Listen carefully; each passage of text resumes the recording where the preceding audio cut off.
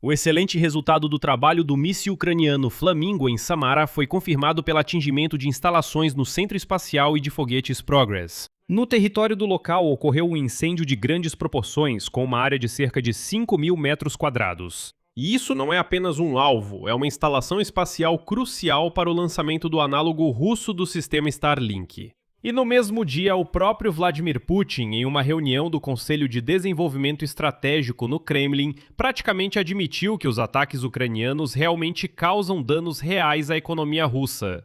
Embora logo tenha tentado minimizar a gravidade e disse que, bem, não dói tanto assim. Mas dinheiro para restaurar o que foi destruído não se consegue só com um desejo. Então, por enquanto, Putin fala sobre a ausência de consequências críticas, como ele mesmo disse. E a reconstrução dos depósitos queimados da Wildberries terá que ser feita com o dinheiro dos próprios russos. Assim decidiu Vladimir Putin e disse que vai liberar dinheiro do orçamento para restaurar justamente esses depósitos que pegaram fogo. Já para os empresários que perderam mercadorias lá, nada será restaurado ou indenizado. Enquanto isso, os próprios russos estão sacando dinheiro em massa de suas contas bancárias com medo de que seja confiscado para as necessidades da guerra. Enquanto isso, na Ucrânia finalmente chegaram à reta final para o uso de seus próprios mísseis balísticos contra o território da Rússia. Meu nome é Alexei Petit, vamos discutir esses temas juntos, mas antes de começarmos, peço que você se inscreva no canal, deixe um like e escreva qualquer comentário neste vídeo.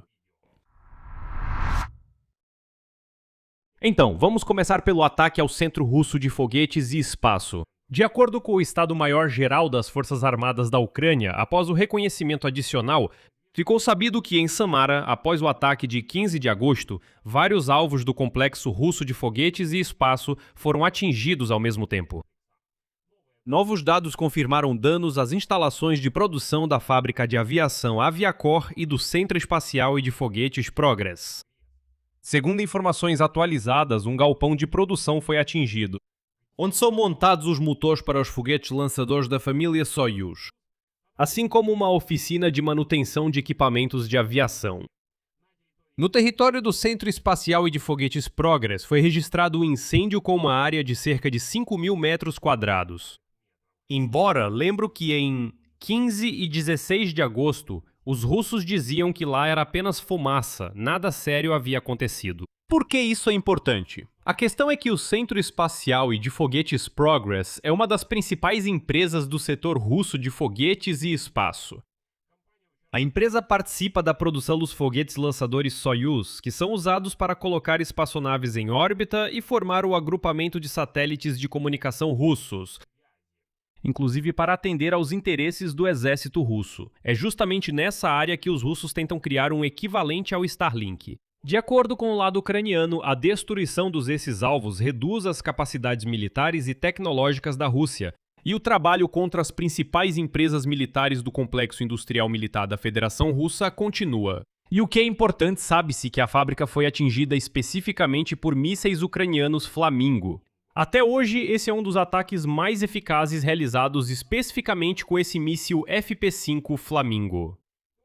E nesse contexto, quando os mísseis Flamingo já lançaram esses alvos críticos, eu diria, alvos estratégicos, Vladimir Putin, durante a reunião do Conselho de Desenvolvimento Estratégico no Kremlin, reconheceu que, sim, os ataques sistemáticos a alvos de infraestrutura e industriais realmente pioram os indicadores econômicos da Federação Russa, e que o ritmo de crescimento da economia é influenciado pela pressão externa e pelos constantes ataques ucranianos às empresas.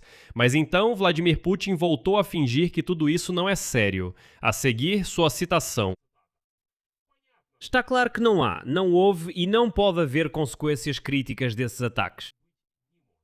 Mas eles, claro, nos causam danos, isso é óbvio. Nós entendemos, vemos e sabemos disso. Ou seja, a fórmula de Putin é a seguinte: oficialmente não há consequências críticas, mas ao mesmo tempo há o reconhecimento de que o dano é óbvio. É uma tentativa clássica de não parecer derrotado diante da própria elite e ao mesmo tempo não parecer uma pessoa completamente desconectada da realidade. Porque, bem, já é difícil dizer que não há danos quando, bem, refinarias estão pegando fogo, depósitos da Wildberries e outros também estão pegando fogo, fábricas estão pegando fogo e assim por diante. O contexto desse reconhecimento também é revelador. Recentemente, a inteligência europeia avaliou que, graças ao aumento temporário dos preços mundiais do petróleo, o Kremlin acabou recebendo receitas adicionais e adiou uma crise financeira aguda, o que lhe permitirá continuar as hostilidades pelo menos até a próxima primavera. Ao mesmo tempo, o déficit do orçamento russo já ultrapassou em 70% o plano anual. Apesar do aumento dos gastos e das dificuldades econômicas, Moscou não planeja interromper as hostilidades. Anteriormente, representantes de Putin fizeram declarações cínicas sobre uma possível suspensão da guerra, afirmando que o cessar-fogo na linha de frente é inaceitável para o Kremlin. Portanto, alguns mísseis ucranianos e drones são o único instrumento de destruição da economia russa e de forçar a Rússia suja à paz. Por trás da frase de Vladimir Putin sobre a ausência de consequências críticas, esconde-se uma verdade completamente diferente. Agora, por toda essa ausência de danos críticos, quem vai pagar são os russos comuns. Vladimir Putin determinou que a restauração dos depósitos e da infraestrutura do marketplace Wildberries após os ataques dos drones ucranianos fosse paga com recursos do orçamento federal, ou seja, com os impostos dos russos comuns. E a restauração pode custar ao marketplace, segundo estimativas modestas, até 223 bilhões de rublos. Se for necessário desmontar completamente, remover os resíduos e fazer a recuperação ambiental da área, os custos podem chegar a quase 300 bilhões de rublos. E esse dinheiro será destinado para a empresa Wildberries a partir do orçamento federal do governo.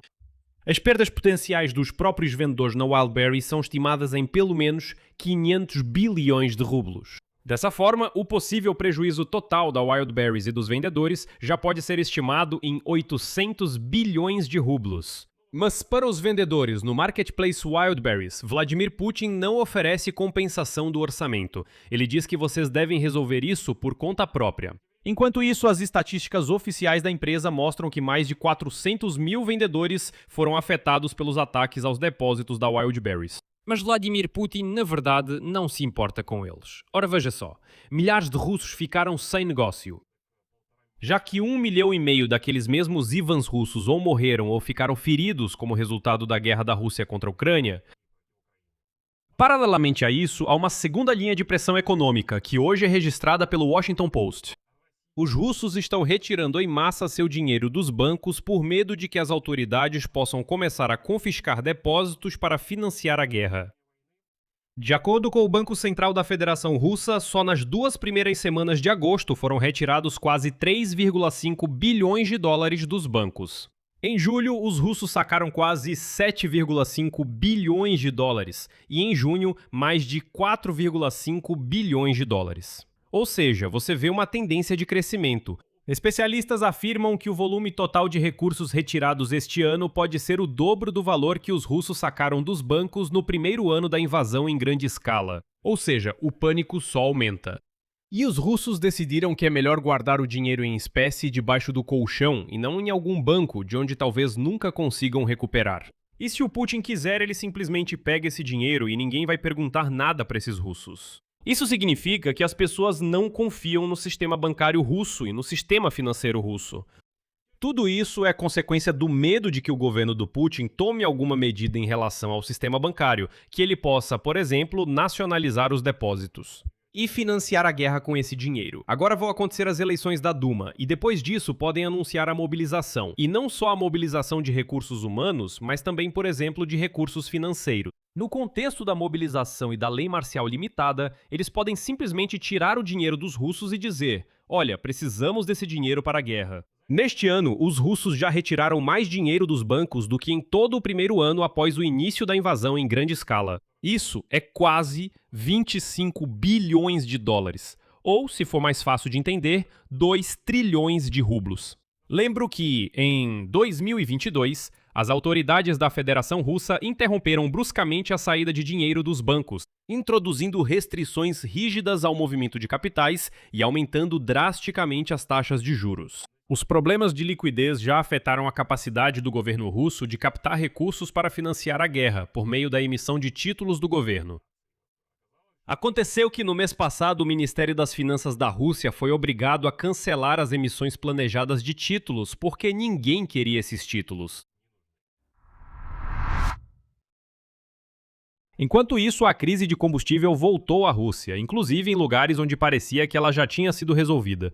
Em Moscou e nas regiões próximas, as vendas de gasolina começaram a ser novamente limitadas. Nos postos automatizados da Gazprom-Neft em Moscou, as vendas de gasolina e diesel foram limitadas a 40 litros por cliente. A Rosneft estabeleceu um limite de 30 litros por veículo em seus postos em todo o país, e a Lukoil também impôs suas próprias restrições. A empresa informou sobre a redução na venda de combustíveis em Moscou e na região próxima. Lembro que os ataques ucranianos com drones já tiraram de operação até 40 instalações de refino de petróleo na Rússia, e cerca de 1/3 dos moradores da Rússia enfrentaram a escassez de combustíveis. Esses são apenas os dados oficiais. E o último detalhe, que mostra que a situação na Rússia só vai piorar. Hoje, a diretora-geral da empresa Firepoint, Irina Terek, informou que o míssil balístico ucraniano de curto alcance, FP-7, estará pronto para uso em combate aproximadamente no final de setembro deste ano. O míssil tem uma carga útil de até 150 quilos e é destinado a atingir alvos a uma distância de até 200 quilômetros. A empresa já realizou cerca de 15 lançamentos de teste do míssil FP-7 e agora o míssil está na fase de certificação. Paralelamente, lembro que está sendo desenvolvido o míssil FP-9, uma arma significativamente mais poderosa, com alcance planejado de quase 900 km e ogiva de até 800 kg. Resultado: enquanto Vladimir Putin insiste publicamente que não há consequências críticas dos ataques, a realidade é diferente. Uma instalação-chave da indústria espacial e de mísseis em Samara foi destruída. A reconstrução apenas dos armazéns da Wildberries vai custar centenas de bilhões de rublos, que vão pesar sobre os ombros dos russos comuns. Os russos estão retirando somas recordes dos bancos, temendo confisco. Em Moscou, novamente estão limitando a venda de gasolina. E, aliás, os economistas incômodos que falam a verdade simplesmente são demitidos. Estou falando de um dos bancos, onde em maio e nos meses seguintes, um dos principais economistas do Vinesh Econombank russo, se não me engano, afirmou que, olha, a situação está feia, os ataques ucranianos estão causando problemas na economia, a economia está desmoronando, entrando em colapso, no mínimo está ocorrendo estagnação e assim por diante. Putin não gostou disso. Ele disse: como assim? Que tipo de plebeu é esse contando aos russos que está tudo ruim? Não, está tudo bem. E simplesmente demitiram o sujeito. E nesse contexto, a Ucrânia já está preparando para uso em combate seu próprio míssil balístico, que deve chegar às tropas em um mês. Bem, esperamos que realmente chegue. Vou encerrar por aqui, deixe sua opinião e suas conclusões nos comentários deste vídeo, inscreva-se no canal, ative o sininho e não se esqueça de deixar o like. Por hoje é só, se cuidem, até mais.